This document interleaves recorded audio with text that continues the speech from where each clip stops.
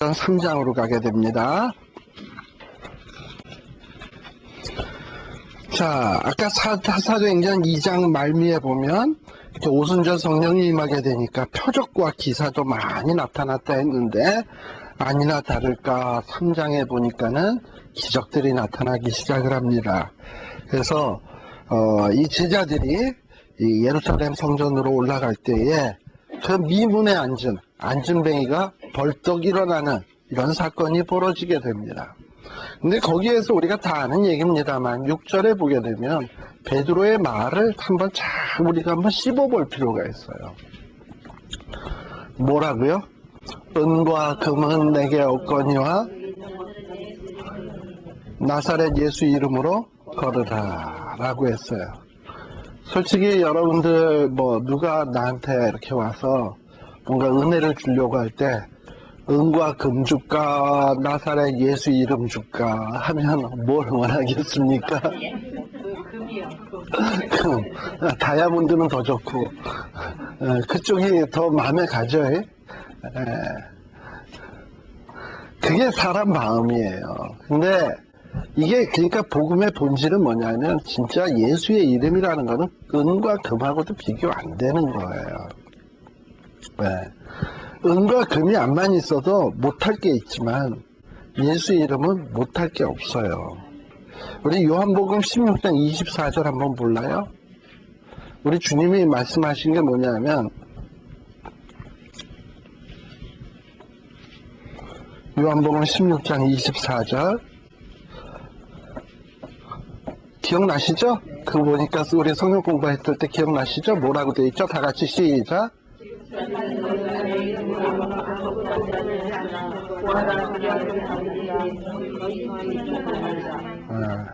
그러니까 예수 이름으로 구하면 금은도 받을 수 있다 없다? 있다. 그러니까 다 받을 수 있는 게 사실 예수 이름인 거예요. 은과 금과는 비교가 안 되는 거예요. 심지어는 예수 이름으로는 생명도 얻을 수 있어요.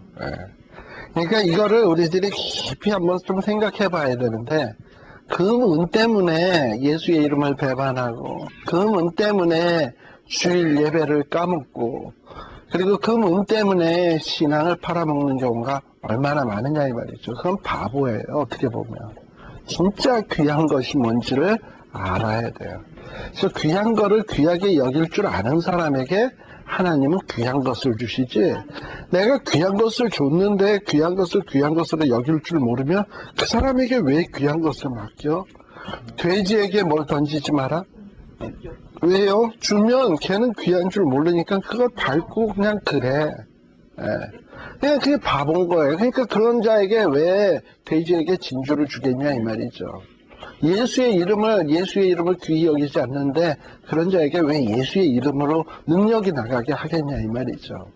예수의 이름을 귀히 여기면 거기에 놀라운 능력들이 있는데 이런 것들을 우리들이 사도행전에서 다 하는 얘기지만 한번 리마인드를 하면서 넘어가는 게 중요해요.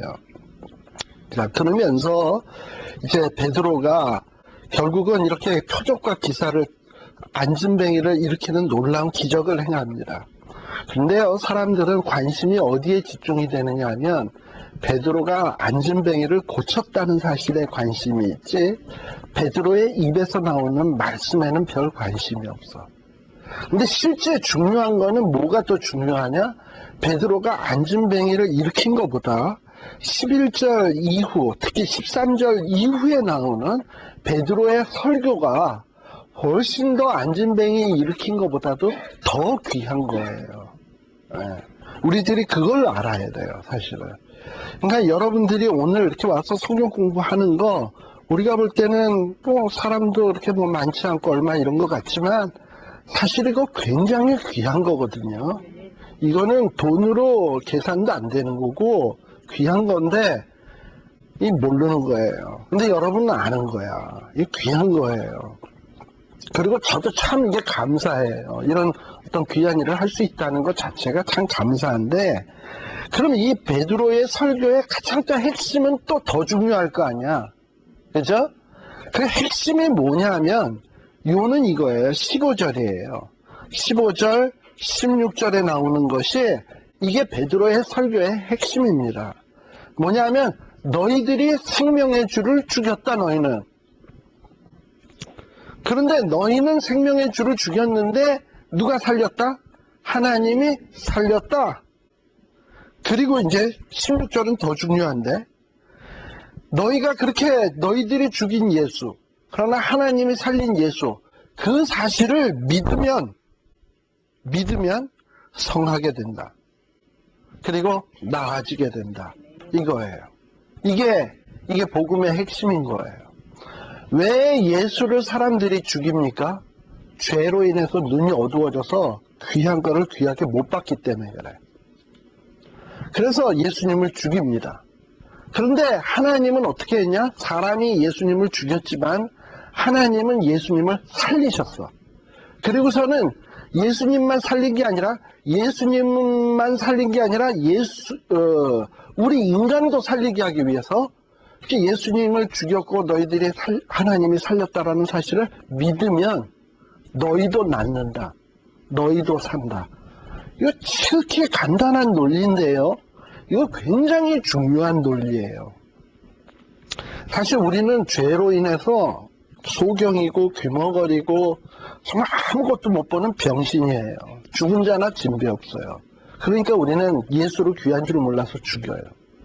그런데 하나님은 이런 나를 불쌍히 여겨서 살리기 위해서 예수님을 죽게 하셨지만 또 살리셔. 그리고 그 예수를 믿으래. 믿으면 너도 산대. 이게 복음인 거예요. 그러니까는 유대인들이 볼 때는 도무지 이해가 안 가는 일이에요. 왜 이해가 안 가냐? 유대인들은 끊임없이 자기가 의로워지기 위해서는 안식일을 지키고 십계명을 지키고 율법을 지키고 하지 말라 몇 개 조항, 하지 해라 몇 개 조항, 이거를 그냥 또 거기에 부수적으로 나오는 또 세밀한 조항들, 이걸 다 지켜야 의로워진다고 하니까 굉장히 피곤하게 살아요. 그러다가 뭐 하나만 삐끗해서 못 지켰다? 그럼 그건 죄인인 거야. 그래서 죄인이 안 되려고 별 몸부림을 다 쳐도 근데 솔직히 그걸 100% 다 지킬 수 있는 사람이 어디 있어? 없지. 그러니까 사람들이 바리새인처럼 경건한 체는 하지만 집에 돌아가서 혼자 생각해보면 나도 이거 어겼지 저거 어겼지 양심 있는 사람이라면 돌아와서 괴로운 거예요. 그 괴로움을 처절하게 표현한 사람이 누구냐면 사도 바울이에요. 내 안에 두 가지 마음이 있는데 하나는 육신의 법을, 하나는 영의 법을 섬기는데 자꾸 육신의 법, 죄의 법이 나를 죄 가운데로 사로잡아 오는 것을 보는도다. 오호라 나는 공고한 자로다. 누가 이 사망의 몸에서 나를 건져내랴. 막 이러고 있는데 이 바울이 예수님을 만났거든. 그래서 자기가 죽였고 자기가 스데반 집사님도 죽였고 이랬는데 하나님이 예수님을 살린 거야. 그리고 그 예수님을 믿으면 나도 산대. 그래서 바울이 그걸 알고서 예수님을 딱 믿고 나니까 진짜 살았어. 그러니까 정말 예수 그리스도가 나를 죄와 사망의 법에서 나를 해방시키는구나. 누가 나를 그리스도의 사랑에서 끊으랴. 죽음이냐 공고나 칼이냐 뭐고냐 하고서는 십자가의 도가 예수를 안 믿는 율법주의자나 헬라인이나 뭐 기타 사람들에게는 굉장히 그건 말도 안 되는 논리고 그런 일이 어떻게 있을 수 있냐 무식해 보이고 진짜 미련한 것처럼 여겨질지 모르지만 믿는 자들에겐 믿는 자는 사니까 일단 사는 자에게는 능력이거든. 모세의 노뱀을 보고 그거 보면 난다 그러니까는 약사가 그런 얘기를 들으면 뭐라 그러겠습니까? 독을 빼내고 거기에다 해독제를 집어넣고 그리고 찢어진 데는 꼬매고 알코올로 소독해서 붕대를 딱 해놓고 며칠간 지나야 그것도 살지 말지 50-50 왜냐하면 독이 워낙에 맹독이었으니까 그렇다고 이런 사람이 보면 산다 말이 돼요? 안 되지 그 사람 입장에선. 그런데 그래 약사 너 잘났다 너는 그러니까 그렇게 많이 하니까 그거 믿지 마라. 그런데 나는 믿자야 본전 봐야 되겠다. 난 지금 죽게 생겼으니까. 그래서 봤어. 살았거든. 그러니까 똑똑하다고 한 사람은 미련한 것으로 여긴지 모르지만 본 사람은 살았단 말이에요. 그러니까 십자가의 도가 안 믿는 자들에게는 미련한 것일런지 모르지만 믿는 자에게는 하나님의 능력인 거예요. 이게 복음인 거야. 그러니까 복음이 왜 복음이냐? 우리 보고 율법 딱 줘놓고서는 한 몇백 가지 그냥 지킬 조항 줘놓고 이거 지키면 너 구원 얻는다 하면 복음 아니야. 그거는 복음이 아니라 그건 뭐라 그래? 복음이 아니라 고문이야, 고문. 이거 다 지켜야 된다 그런다면. 근데 그게 아니라 그거 다 있는데 너 믿으면 이거 다 해결되는 거다 하면 그건 복음인 거야. 그러니까요, 복음은 굉장히 심플하고 쉬워. 근데 여러분들이 너무 심플하고 쉽다 보니까 그거를 굉장히 무가치한 걸로 여길 수 있는데, 누차 강조하고 제가 여러 번 얘기하는 거지만, 우리가 복음을 믿고 생명 얻는 거는 너무 값없이 싸게 우리가 얻는 것 같지만, 우리 하나님이 우리에게 복음을 주시기 위해서는 뼈를 깎는 아픔을 겪었다는 사실을 아셔야 돼요. 왜냐하면 자기 아들을 우리의 생명과 맞바꾸는 대가를 지불했었어요. 속량. 나 죽어야 되는데 대신 자기 아들을 죽게 하는 대가를 지불했거든요. 그리고 피눈물을 쏟는 마음으로 예수를 이 땅에 보내신 거거든요. 그러니 그 하나님이 우리를 구원하기 위해서 지불하신 대가는 너무 큰 거야. 근데 나는 너무 쉽게 믿다 보니까 그게 너무 값없는, 가치 없는 것처럼 여겨지는데, 사실은 그 입장을 딱 바꿔놓고 생각을 해보면 하나님은 너무 이게 귀한 거야. 근데요, 내가 만일에 어떤 그림을 그냥 밤을 새워서 있는 정성 다 해서 열심히 멋지게 그린다고 딱 그려서 누가 이거 선물을 딱 했어. 집사님에게 선물을 했어. 근데 그거를 선물을 딱 했는데 이거 보더니, 아이고 개발 세발 우리 집 강아지도 이렇게 그리겠다. 픽 하고서는 발로 뻥 차놓고서는 집에 쓰레기통에다 턱 박아놨다. 내가 갔는데 신방 갔는데 내 그림이 그렇게 돼 있다. 아, 시험 들지 목사도. 그죠? 믿지 이제 그 다음에. 싫다고요. 굉장히. 바로 우리 하나님이 진노하시는 이유는 바로 그런 거예요.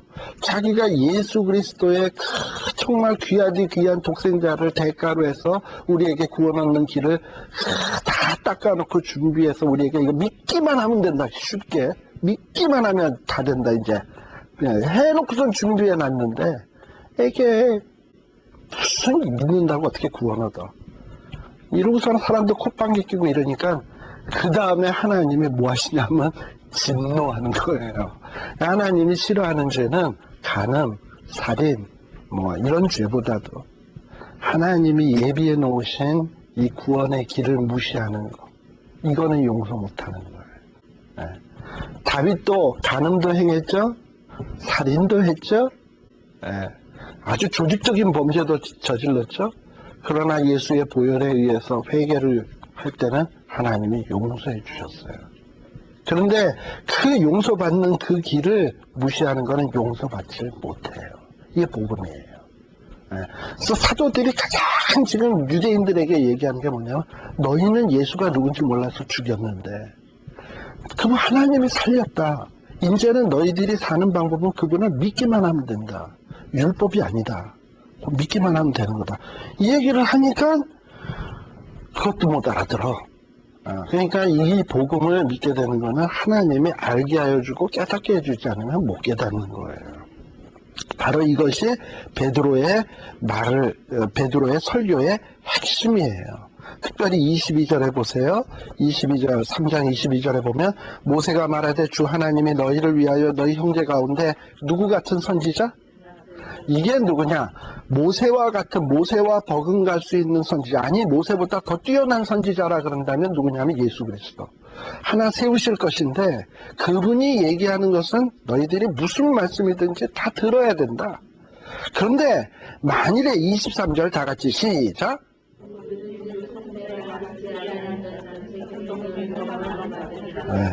그러니까 예수님의 말씀을 거부할 때는 멸망받는 거예요. 우리 예수님이 뭐라고 얘기했습니까? 내가 곧 길이요 진리요 생명이니 나로 말미암지 않고서는 아버지께로 올 자가 없다 이랬는데, 아니다, 있다, 부처에게도 있다, 이슬람에도 있다 이러고 가면 예수의 말 안 듣는 거지. 예수님이 거짓말한 거지, 그건. 그 말 안 듣는 자는 암만 이슬람 믿고 부처 믿고 불교 믿고 뭐 이거면서 진짜 도덕군자처럼 살아도 하나님은 분명히 예수님의 말씀을 안 들었을 때 멸망을 받으리라. 이게 성경인 거예요. 이게 복음이에요. 그러나 암만 추악한 죄인이라 하더라도 예수의 말을 순종하고 주여 다른 길은 없습니다. 예수밖에 길이 없습니다. 하고 받아들이면 그게 구원인 거예요. 예, 능력인 거예요. 바로 그러니까 이 사도들과 얘기하는 복음의 이 진리는 극히 심플해요. 가장 중요한 내용. 뭐 길게 얘기한 것 같은데. 자, 그런데 보세요. 4장에 보게 되면 그 4장 2절에 보면 이렇게 사도들의 가르침을 듣고서 싫어하는 사람이 있고요. 2절. 그리고 4장 4절에 보면 또 말씀을 다 들은 자 중에는 또 거기에 은혜 받은 자가 있어요. 근데 또 이 싫어하는 자들은 또 도시락 싸갖고 다니면서 제자들을 복음 못 증거하게 하려고 애를 써요. 참 대단해. 이것도 뭔가 쓰인 거지. 사탄에게 쓰임 받고 있는 거죠. 이러고서는 이 사도들을 복음 못 증거하게 애를 씁니다. 자, 그런데 12절도 분명히 이야기하죠. 뭐라고 얘기하냐, 다윗은. 다른 이로서는 구원 얻을 수 없나니 천하 인간의 구원을 얻을 만한 다른 이름을 우리에게 주신 일이 없다. 아주 담대하게 외치는 거예요. 이거에 대해서. 이게 복음인 거예요. 그래서 이렇게 해서 복음을 막 열심히 증거하기 시작하니까 서로 핍박하는 자들도 21절에 보시게 되면 뭐라고 되어 있냐면 관원들이 백성을 인하여 저희를 어떻게 벌할 도리를 찾지 못하고 다시 위협만 하고 놓아주었으니 이는 모든 사람이 그 된 일을 보고 하나님께 영광을 돌리미러라. 뭐 이러고서는 어쩔 수 없이 제자들을 막 핍박하다가도 놔주고 그래요. 그리고서는 돌아와서는 제자들이 뭐하냐, 하나님 앞에 막 와서 성도들에게 돌아와서 성도들에게 있던 일을 얘기하고, 그리고 난 다음에 24절에서부터 막 하나님을 찬양하다가, 그리고서는 막 하나님 앞에 기도도 해요. 그리고서는 빌기를 다음에 31절에 보면 또다시 막 하나님을 앞에 기도를 하니까 어떻게 되냐, 모인 것이 진동하더니 무리가 다 성령에 충만하여 그 무리들이 다 나가서 하나님의 말씀을 전했어요. 이런 역사가 이게 초대교회의 모습인 겁니다. 사실 이런 모습이 오늘날 교회에 참 아쉽죠. 근데요, 이제부터는 우리가 이 5장서부터는 초대교회의 또 다른 면모를 보게 됩니다. 그 면모라고 또 다른 모습이라는 게 뭐냐면, 자, 보면 여러분들 보세요. 32절, 33절, 34절, 35절 보면 초대교회가 얼마나 아름답습니까? 거기 4장 32에서부터 보면 32절에 보면 사람들이 서로 물건을 통용하고 제 재물을 조금 더 제 것이라고 하는 자가 없어요. 그리고 33절에 보면 큰 무리가 은혜도 입었어요. 그리고 34절에 보면 핍절한 사람이 없어요. 그리고 다 자기 것들을 팔아가지고 막 성전에 갖고 와요. 그리고 다 나누었어요. 얼마나 아름답습니까? 그런데 5장서부터 나오는 사건은 좀 뭔가 무시무시한 장면들이 나옵니다. 잘 알다시피 5장에 나오는 사건이 뭐냐면 아나니아와 삽비라 이야기. 그리고 아나니아와 삽비라의 이야기. 즉 무슨 얘기냐면, 초대교회 하면 아주 이상적이고 가장 모범적인 교회입니다. 그러면 그런 교회는 문제 없냐? 있다. 왜? 사람들이 모인 교회니까. 사람들이 모인 교회니까 마지막 우리가 하늘나라의 교회 들어가기 전까지는 암만 좋은 교회라 하더라도 그 안에 문제는 없을 수가 없는 거예요.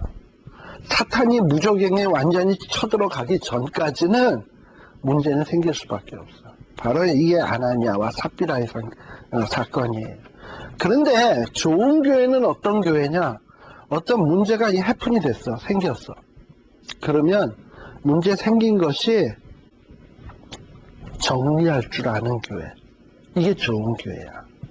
지금 이 아나니아와 삽비라의 사건이 벌어집니다. 그런데요, 아나니아와 삽비라의 사건은 솔직히 누구만 아는 일이냐면 아나니아와 삽비라, 인간 중에는 둘밖에 몰라요. 왜냐하면 둘만이 있었던 대화인데. 그리고 또 누가 아느냐? 하나님 알겠지만 사람들끼리는 아무도 몰라. 그런데 좋은 교회는 어떠냐? 이렇게 사람 자기만 알 것 같은 죄인데도 그것이 드러나. 그리고 그것이 제거돼. 이게 좋은 교회인 거예요. 하나님께서 사도들에게 뛰어난 능력을 주셔서 아나니아와 삽비라의 죄악을 쪽집게처럼 뽑아내가지고 그것을 제할 수 있는 능력을 주고 있어요. 그러니까 좋은 교회는 교회 안에 어떤 문제점을 쪽집게처럼 뽑아내서 제거할 수 있는 능력이 있는 교회. 근데 그거를 제거하지 못할 경우에는 어떤 현상이 벌어지느냐 하면 그 조그마한 죄악들이요. 시간이 지나면 마치 누룩이 밀가루나 이렇게 안에 있으면 이렇게 퍼져서 나중에 다 망가뜨리듯이 조그만 게 푹푹 퍼져가지고 나중에 다 망가뜨려요. 바로 그런 거를 좋은 교회는 초기에 정화해낼 줄 아는 교회예요. 그래서 여기에서 이제 하나 의문이 생기는 것이 솔직히 아나니아와 삽비라 어떻게 보면 참 대단한 신앙인이에요. 왜냐하면 여러분들 보면은 아나니아와 삽비라가 얼만큼을 했냐 하면은 거의 자기 자신의 반을 그거 했어요. 네. 자, 거기에 보면은 5장 1절에 보면 아나니아라는 사람이 그 아내 삽비라와 더불어 소유를 팔아 그 값에서 얼마를 감춤해. 그 아내도 알더라. 얼마를 가져다가 둘 다 얼마죠? 그럼 세임이니까 해프겠지 뭐. 얼마 했는데 하나는 감춘 게 1000불이라 그러면 900불. 그리고 내는 게 100불. 이런 거는 아니었던 것 같아. 거의 비슷했던 것 같아. 예. 이러고서는 아무튼 이런 것 같아요. 그랬는데 이런 거에 대해서 정화를 하보면 그래도 바친 거 보면 아나니아와 삽비라는 신앙이 있어요. 예. 아예 안 바치는 사람도 있는데 뭐. 예. 안 바쳤으면 아예 죽지도 않았을 건데, 그치? 예. 아예 그냥 가만히 있었으면 괜히 바치다가 죽었어. 예. 그러니까. 그러다 보니까 우리가 그런 의문이 들어요. 아유, 지금 시대는 아나니아와 삽비라보다도 더 심한 사람들도 많은데, 이런 것들도 두눈 시퍼렇게 뜨고 다 이렇게 쌩쌩하게 돌아다니고 있는데, 이 시대는 이렇게 또 이렇게 비참하게 이렇게 죽느냐. 한 사람만이 아니고 그것도 부부가 다 하루아침에. 이걸 줄초상이라 그러지. 줄초상 나냐. 뭐 이런 생각이 든다 이 말이죠. 그리고 이와 비슷한 사건은 또 언제도 있었냐면 구약시대에도 있었어요. 아간 아시죠? 아간. 아간이 여리고성을 쳤을 때 오늘 하나도 취하지 말라 그랬는데 취했다가 그 집안이 완전히 줄초상 났어요. 그러면 그거 딱 하나 어긴 건데 그거를 줄초상 났다 그러면 우리는 지금껏 살아오면서 하나님의 명령을 뭐 하나만 어겼나? 뭐 여러 가지 어겼는데 아직도 줄초상 안 나고 그냥 멀쩡하게 살아있잖아요. 그러면 이거 무섭다는 생각이 들어요. 그런데 여기에서 우리가 성경 구절 하나 봅시다. 고린도전서 5장 5절 한번 보세요.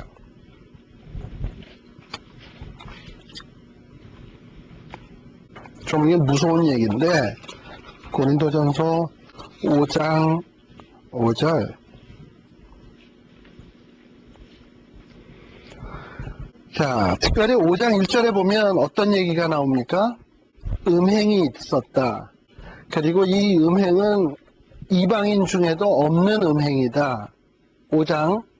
고린도전서 5장 1절이요. 음행이 있고 이방인 중에도 없는 음행. 근데 어떤 음행이냐면 5장 1절에 보면 아비의 아내를 취했다라고 돼 있어요. 아비의 아내면 누굽니까? 에? 엄마. 아비의 아내를 취하니까 엄마를 취한 거야. 물론 이 엄마는 친엄마라기보다는 스텝마더, 계모쯤 되겠죠. 어쨌든 근데 이런 일이 고린도 교회 안에 있었어요. 그리고 그런 일들이 교회 안에 있었는데 하나님께서 지금 이 사도 바울을 통해서 고린도 교회에게 뭐라고 얘기하냐면 4절, 5절에 보게 되면 주 예수의 이름으로 너희가 내 영과 함께 모여서 우리 주 예수의 능력으로 이런 자를 어떻게 했다? 사단에게 내어주었으니 이는 육신은 멸하고 영은 주 예수의 날에 구원 얻게 하려 함이라 라고 되어 있어요. 무슨 얘기냐? 이렇게 하나님 앞에서 끔찍한 죄를 지으면 때로는 그 죄를 짓는 자도 어쨌든 성도는 성도잖아. 그 성도의 영혼을 살리기 위해서 하나님은 최후의 수단은 뭐냐면 더 이상 죄 못 짓게 육신을 멸하셔. 그러니까 더 이상 죄 못 짓게 육신을 멸한단 말이죠. 자꾸 죄를 지으니까 육신이 살아있으면. 그래서 육신을 누구에게 내줘? 사단에게 내주고. 그리고서는 생명을 거둬가. 근데 모르긴 몰라도 아마 이럴 거예요. 육신을 멸하려고 할 때 마지막 숨 넘어가는 순간에는 진짜 하나님의 자녀라면 하나님이 어떻게 하시냐면 회개케 해. 그래서 그 영은 데리고 가. 그리고 육신은 죽게 냅두는 거예요. 그러니까 이게 하나님이 하시는 마지막, 하나님의 자녀에게 하시는 마지막 최후의 방법이에요. 예. 그래서 육신을 사단에게 내어주고 육신을 멸하게 하고 그 다음에 영은 데리고 가. 구원하기 위해서. 예. 그러나 나중에 그 육신도 어떻게 되느냐? 예수님 재림하실 때 영광의 몸으로 부활해요. 그때는 죄 안 짓는 몸이지. 예. 음행 안 하는 몸이지. 구원된 몸이니까. 예. 그렇게 하신단 말이죠. 이거 참 무서운 얘기예요. 그런데 지금 아나니아와 삽비라, 아감, 또 비슷한 맥락에서 보시면 돼요. 근데 사실 오늘날 이 시대에 아나니아와 삽비라의 죄, 아간의 죄 짓는 사람 참 많거든요. 그런데도 살아있고 이 시대는 죽었고 이유가 뭘까? 여기에는 이유가 있어요.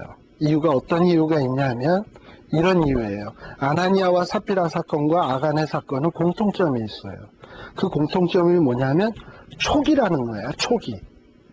자, 아간 사건은 이스라엘 백성들이 출애굽을 해가지고 가나안 땅에 땅 들어간 촉입니다. 이제 하나님의 나라를 이루어야 될 촉인 거야. 시작하는 마당이야. 그리고 지금 이 아나니아와 삽비라 사건은 뭐냐 하면 초대교회가 성령님이 임해가지고 초대교회가 막 지금 시작하려고 하는, 개척교회 시작하려고 하는 촉이야. 근데 이 초기 단계에서부터 뭔가 이 악한 게 끼어들어서 감추어져서 있기 시작하면 나중에는 걷잡을 수 없이 몽땅 다 망해. 그러니까 이 초기 시절에는 악에 대해서 아주 엄격하게 제어합니다. 네. 그러나 교회가 어느 정도 건강해지고 커지고 어느 정도 웬만한 힘이 있게 되면 나중에는 스스로 자체적으로 정화할 수 있는 능력이 생겨요. 네. 그럴 때는 웬만한 죄가 있어도 스스로 죄를 회개할 때까지 기다려주고 참아주고 이러지만 초창기에는 안 그런 거예요. 바로 그런 맥락으로 보시면 돼요. 네. 그래서 이걸 보면서 우리가 뭐냐면 이렇게 모범적인 교회에도 문제가 없는 것이 아니구나 라는 것을 우리가 알 수 있습니다. 또한요, 이렇게 초대교회가 또 어떤 문제가 있었냐. 12절에 보면, 자, 여기에 보면은 12절에 보면 12, 13, 14, 15절, 16절에 보면 사도행전 5장입니다. 5장 12, 13, 14, 15, 16절에 보면 정말 놀라운 표적들이 막 일어났어. 초대교회에 표적들이 막 일어나게 되니까 반대로 이 사도들을 반대하는 사람도 엄청 많은 거예요. 그래가지고 마침내 17절서부터 보면 그 사도들을 박해하기 시작합니다. 좋은 교회라고 항상 평안한 줄 아세요? 교회가 부흥하고 발전하면 제일 싫어하는 게 사탄이고 세상이에요. 그러니까 그런 자들은 어떻게 해서든지 교회를 힘들게 하고 박해하고 환란 있게 해서 그들을 넘어뜨리려고 해요. 그러니까 좋은 교회가 문제없는 교회가 아니다. 죄악도 틈타고 들어올 수 있고 박해도 있고 환란도 있다. 그러나 좋은 교회는 뭐냐면 그런 걸 이기는 교회지. 그걸 이기는 교회죠. 문제없는 교회가 아닌 거예요. 그렇게 해서 이 사도들이 이렇게 박해를 받습니다. 또 어떤 교회냐? 교회를 보시게 되면, 또 교회를 보게 되면 6장에 보시게 되면, 여러분들 6장 보세요.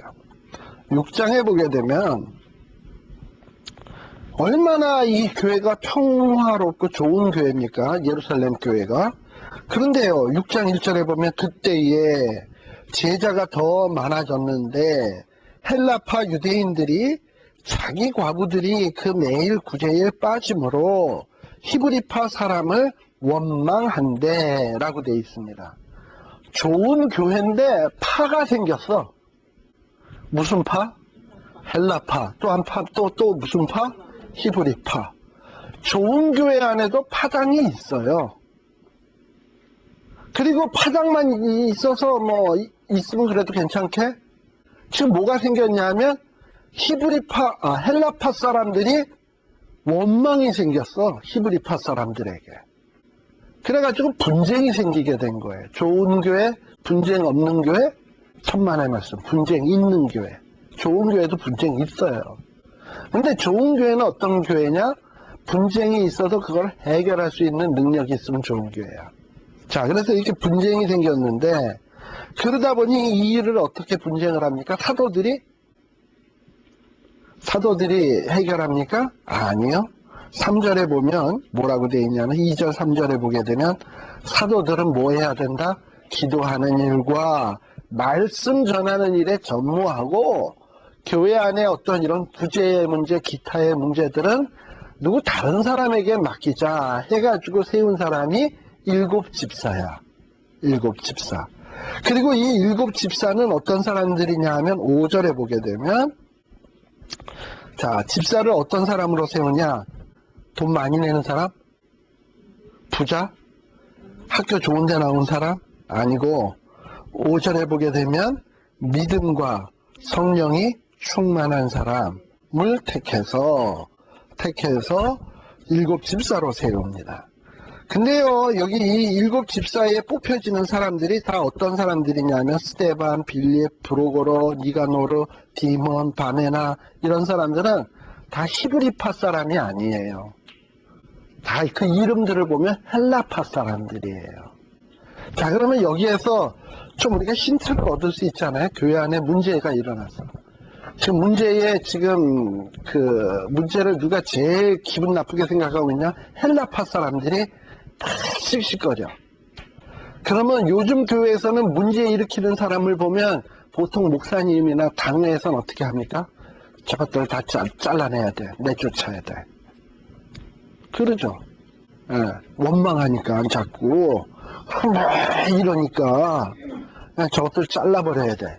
이러고서는 잘라버리잖아. 근데 지금 초대교회에서는 어떻게 돼버렸냐면 원망하는 이런 사람들 가운데서 7집사를 다 뽑은 거야. 히브리파 사람이 한 개도 없어.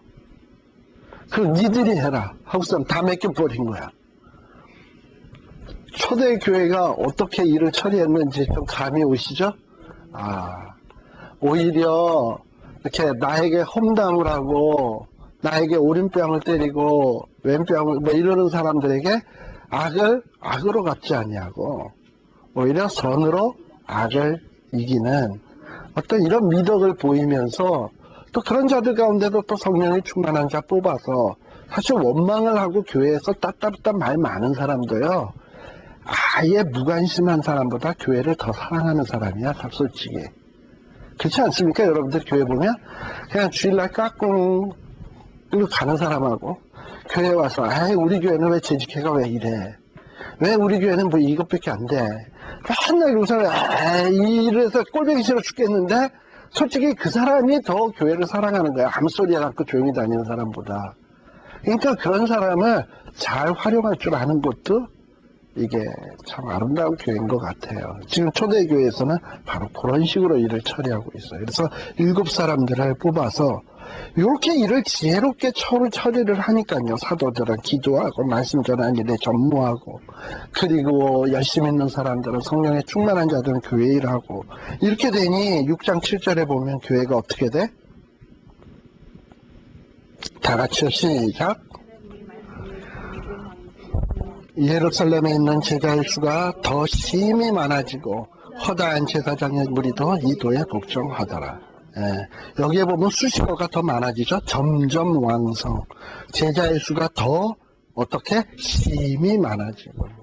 또 어떤 제사장의 무리? 허다한 제사장. 점점 커지고 있어요, 예루살렘이. 그러나 우리 예수님의 명령은 뭐였냐면, 너희는 성령이 너희에게 임하시면 권능을 받고 어떻게 해요? 예루살렘에만 온 유대, 사마리아 땅끝까지. 그러니까 자기 교회가 막 부흥하면 거기서 끝나면 안 되는 거예요. 큰 교회는 큰 교회일수록 더 큰 사명이 있는 거예요. 근데 예루살렘 교회는 막 이렇게 커지기 시작하니까 그냥 지네 안에서만 문제 없애고 평안하게 쎄쎄쎄하면서 자기네 길을 바라시니까 이제부터 하나님이 이거 안 되겠다. 예루살렘 교회를 뭔가 사명을 감당하도록 하기 위해서 강제적인 방법으로 흩어야 되겠다. 만일에 이 예루살렘에 있는 분들이 이렇게 막 부흥하고 발전을 할 때, 야, 우리가 이렇게 우리 교회만 부흥하고 발전하는 게 다가 아니지.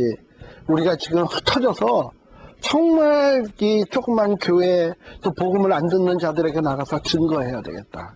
이러고서 스스로 흩어졌다면 스데반의 일이 있었겠습니까? 없죠. 근데 이게 왜 스데반의 일이 생겼냐? 스스로 안 흩어지니까 하나님이 흩어지게 하기 위해서 스데반의 환란의 바람이 일어나게 한 거예요. 좀 어떻게 보면 무섭죠. 무서워요. 근데 그와 비슷한 일이요, 우리 한국에도 있었대요. 한국에 1907년도에 평양에 대부흥운동이 있었습니다. 그때 길선주 목사, 기타 등등 유명한 목사님 중심으로 해서 평양에 대부흥운동이 일어나서 아주 평양이 뭐라고 일컬어졌냐면 동방의 예루살렘이라고 일컬어질 정도로 그냥 평양에 있는 사람들은 거의 다가 신자인 거야. 이북에 있는 사람들이 막 다 신자가 된 거야. 근데 거기에만 다들 똘똘 뭉쳐 있는 거야.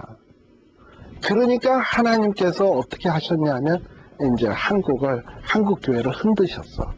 그래서 1907년도에 부흥운동이 있었는데, 그로부터 불과 몇 년 뒤? 3년 뒤에 1910년이 됐어요. 1910년이 무슨 해게요? 한일합방이 거 아세요? 한일합방이 이루어졌고요. 그리고 한일합방이 된 다음에 많은 예수 믿는 교계의 지도자들이 신사참배 반대 이유로 순교 그 형틀에 순교자의 이슬로서 사라지곤 했어요. 그리고서는 또 그 다음에 그래도 평양이 건재했어. 그래도 그때 교회가 물론 신사참배한 사람도 있고 이러면서도 교회는 계속 유지가 됐어요. 근데 계속해서 평양에서 더 벗어나지 않고 이북에서 더 벗어나지 않고 있으니까 그 다음에 해방된 이후에 1946년, 47년대에 이북 공산당 김일성이가 들어와가지고 예수 믿는 사람들을 아주 강제적으로 핍박하기 시작한 거예요. 그때까지만 하더라도 이 남한은요, 교회가 별반 없었어요. 그런데 이북에서 그 핍박받는 성도들이 흩어져가지고 어디로 내려왔냐면 서울로, 부산으로 이런 데 가서 이 이북 사람들이 잘하는 거 있어. 장사 잘하고요. 그리고 흩어져서 가는 곳마다 교회 기가 막히게 세워. 그래가지고 가는 곳마다 교회 세웠어요. 그렇게 해서 우리 대한민국 남한이 그래도 이렇게 예수 믿는 사람들이 많게 된 것은 그렇게 이북에서 내려온 사람들, 뜨거운 열정을 가지고 내려온 사람들이 와서 복음 증거해서 곳곳에 교회 세워진 게 된 거예요. 그래가지고 한국 교회가 그래도 요만큼 성장하게 됐고, 또 이렇게 한국의 기독교가 이렇게 발전하다 보니까 하나님이 축복해서 이 나라가 요만큼 살게 되고 있는 거예요. 근데 지금 이 한국 교회는 제가 볼 때는 세계 어떤 나라의 교회보다도 부흥한 교회가 많아. 그런데 한국 교회는 이 부요함을 자기들끼리만 누리려고 하는 경향이 있어요. 그러면 어떻게 되느냐? 하나님이 또 흔드는 거야. 또 흔들면 이 사람들을 흩으시는 거지. 그래서 복음을 가서 나누어지게. 무서운 일이에요. 그러니까 맞고 갈래, 그냥 갈래 하면 어떻게 가야 되겠습니까? 그냥 갈래요 해서 열심히 선교사 파송하고, 그리고 내가 못 가면 누구 다른 사람 가서 돕고, 이렇게 해서 우리가 복음을 나누는 일에 설사 내가 조금 찌들려지고 힘들어지고 어렵더라도 이렇게 뭐 나만 부유하고 편안함을 누릴 게 아니라 뭔가 이렇게 이런 일들을 자꾸 해야 하나님이 복 주시는 거예요. 우리 하나님은 우리가 이 세상에서 나 하나만 예수 믿고 잘 먹고 잘 살다가 또 세상에서도 잘 살다가 또 죽어서도 천당 가는 거, 얼마나 이기적이에요. 어떻게 보면 예수 믿는 사람 제일 욕심꾸러기야. 세상에서도 하나님의 복 받아서 잘 살고 죽어서도 천국 가서 영원토록 잘 살고. 에이, 나쁜 놈들. 그렇잖아요. 네. 그러면 안 돼. 그러니까 그런 마음으로 우리가 사실 살면서 책임감을 느끼면서 살아야 된다 이 말이에요. 그래서 이렇게 해서 자꾸 우리가 알아서 스스로 하나님이 흩트기 전에 내가 흩트고 이러고 복음을 나눠주고 섬기고 이러다 보면 하나님이 계속 복 줘서 우리로 하여금 그 일을 하게 하죠. 예. 그래서 때로는 어떨 때는 좀 그럴 때가 있어요. 어제도 제가 또 갑자기 또 금요일 날은 제가 저녁에 스케줄이 없었거든요. 그런데 금요일 날 저녁에 저기 또 어디야, 호바트하고 12가쯤 되는데 무슨 뭐 성서 신학원인가 뭔가 있더라고요. 또 거기에 거기에서 또 오라 그래요. 사실은 저는 그라나다 힐에서 거기까지 내려왔다 올라갔다 하는 게 이게 사실 쉬운 일은 아니에요. 그렇다고 뭐 거기에서 뭐 강의한다고 뭐 나한테 부자 되게 해주는 것도 아닌 거고, 그러니까 뭐 전혀 진짜 뭐 그런데, 근데 갔다 오면서 무슨 생각이 드냐 하면, 에휴, 피곤한 거지만 뭐 성경 뭐 나 혼자 하느라고 공부시킨 거 아닐 테지. 그리고 또 공부했으면 또 얼마든지 가서 하는 거고, 그렇게 해야지 이런 생각을 하면서 이렇게 오다 보니까 좀 마음이 좀 위로가 되더라고요. 그리고 또 모여서 이렇게 성경 공부하는 모습 보면 굉장히 진지하고 좋아. 그래서 어제 거기에서 이사야서를 해달라 그래서 이사야서만 한 5번 강의를 해달래요. 그래서 이사야서를 어제 서로 이렇게 했는데, 또 강의 들은 분들이 거기에서 어떤 분들이 말씀사랑 훈련을 한다고 얘기했거든요. 그래서 또 오늘 온다 그랬는데 안 왔네? 아마 다음 주쯤이면 올지 모르겠어요. 그래서 뭐 그렇게 해서 아무튼 우리가 사는 날 동안 정말 우리가 무엇을 해야 되는가 하는 거를 깊이 생각하는 게 필요해요. 그러니까 예루살렘 교회가 이렇게 흩어지질 않으니까 스데반의 일로 인해서 흩으십니다. 그래서 흩으셨는데 어느 정도로 흩어졌나 한번 보세요. 거기에 보면 일단 8장에 한번 보세요. 8장에 보게 되면 8장 첫째 줄에 보면 그날에 예루살렘에 있는 교회에 무슨 핍박? 그러니까 보통 핍박이 아닌 거죠.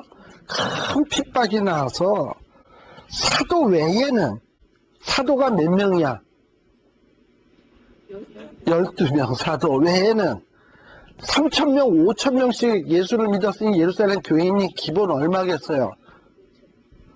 5,000은 넘겠지. 그것도 보통 남자 숫자만 계수하니까 몇만 명 되는 교회인 거예요. 그런데 거기에서 12명 남고 다 어떻게 됐다?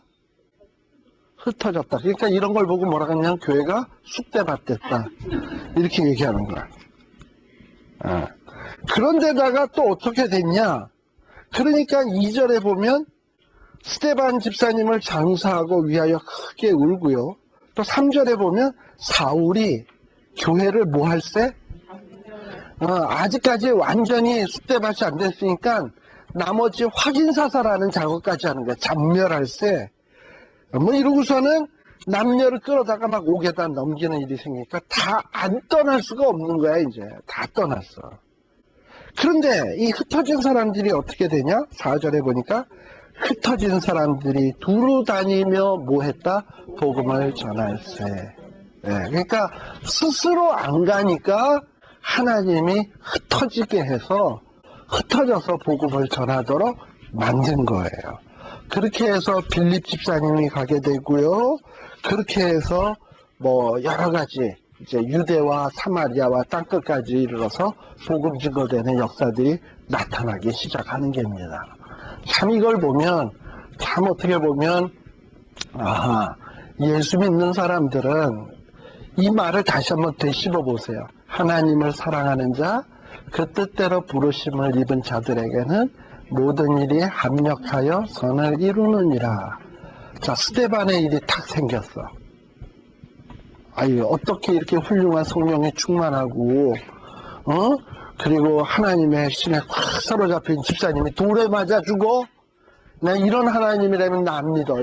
이러기 쉽잖아. 그런데 하나님은 그 일을 통해서 우리가 그 일을 당했을 때 사람은 울 수밖에 없었어요. 가슴을 칠 수밖에 없었어요. 그런데 하나님의 생각은 사람의 생각과 달라서 그 일을 통해서 하나님은 흩어서 더 많은 사람이 예수 믿고 돌아오도록 하는 깊은 경륜이 있는데 그 막상 당할 때의 사람들은 그걸 몰라. 지나봐야 알아. 지금 우리는 보니까 알아. 그러니까 이런 일이 한두 가지가 아닐 거예요. 나중에 천국 가보면 하나님 나 그때 그 일은 도무지 이해 못하겠는데 아니 어떻게 그럴 수가 있었습니까? 가서 하늘 가서 보니까 아이고 이 바보 그때 내가 하나님 앞에 잘났다고 그렇게 불평하고 그러더니만 이렇게 하나님의 기쁘신 뜻이 있는 줄을 모르고 어떻게 뱁새가 황새의 뜻을 알려 이러고서는 그래서 아이고 하나님 죄송합니다. 분명히 그런 일들이 비일비재하게 많을 겁니다. 이게 바로 하나님이 하시는 일이에요. 그러나 환난 당할 때, 핍박 당할 때, 어려운 일 당할 때 그런 걸 몰라. 그러나 그것이 사랑하는 자들에겐 그런 모든 일이 합력해서 하나님은 선한 결과로 이루어 가시는 분이다라는 것을 한다면 우리가 이 세상 살아가면서 싫어할 일이 하나도 없고 감사치 못할 일이 없고 그래요. 낙심할 일이 없어요. 범사에 감사하라. 이게 정말 임파서블한 명령이 아니에요. 불가능한 명령이 아니에요. 그러니까 이 하나님의 뜻을 깊은 신앙의 눈으로 바라보면 환난을 당할 때도 하나님이 이것조차 합력하여 선 이루겠지 한다면 환난을 당하는 그 순간에도 감사할 수 있는 믿음의 눈이 열려집니다. 보세요. 스데반 같은 경우에 짱돌이 날라와서 머리통을 깨고 무릎을 깨고 피가 이마에서부터 철철 흘려요. 그런데 그런 순간에 그의 얼굴은 고통의 얼굴이고 일그러지는 얼굴이 아니라 그 얼굴이 천사의 얼굴과 같았더라 했습니다. 그러니까 그 환난 속에서 스데반은 믿음이 있는 거예요. 주님이 하실 그 계획이 보이는 거예요. 그리고 그런 계획을 갖고 계신 주님이 일어서셔서 스데반을 내려다보고 있는 천상의 장면이 눈에 보이는 거예요. 그러니까 스데반 집사님은 그 순간에도 뭐라고 기도하냐. 하나님 저들의 죄를 용서하여 주옵소서. 저들이 하는 일을 알지 못하나이다. 예수님과 똑같은 기도를 하고 그리고서 하나님 앞에 가잖아요. 이게 믿는 사람의 아름다운 모습인 거예요. 그래서 이런 모습들을 우리가 그 경지까지 가야죠. 우리도 갈 거예요. 아마 제가 볼 때 여기 있는 분들은 다 그 경지 갈 겁니다. 기도하겠습니다. 사랑의 아버지 하나님 참 감사합니다. 우리에게 예수 믿게 하시고 또 이렇게 말씀 사랑하게 하시고 말씀을 통해서 도전받게 하여 주시니 감사합니다. 하나님 아버지 이제 남은 것은 우리 성령님께서 우리에게 임하셔서 우리에게 권능을 주시고 우리가 능력을 받아서 온 유대와 사마리아와 땅끝까지 이르러 주님 증인되는 일이오니 아버지 하나님 그 일 잘 감당할 수 있도록 힘 주시옵소서. 능력 주시옵소서. 정말 이 시대에 우리에게 맡겨준 사도의 사명을 잘 감당하는 저희들이 되게 하여 주시옵소서. 예수님 이름으로 기도드리옵나이다. 수고하셨습니다. 마치겠습니다.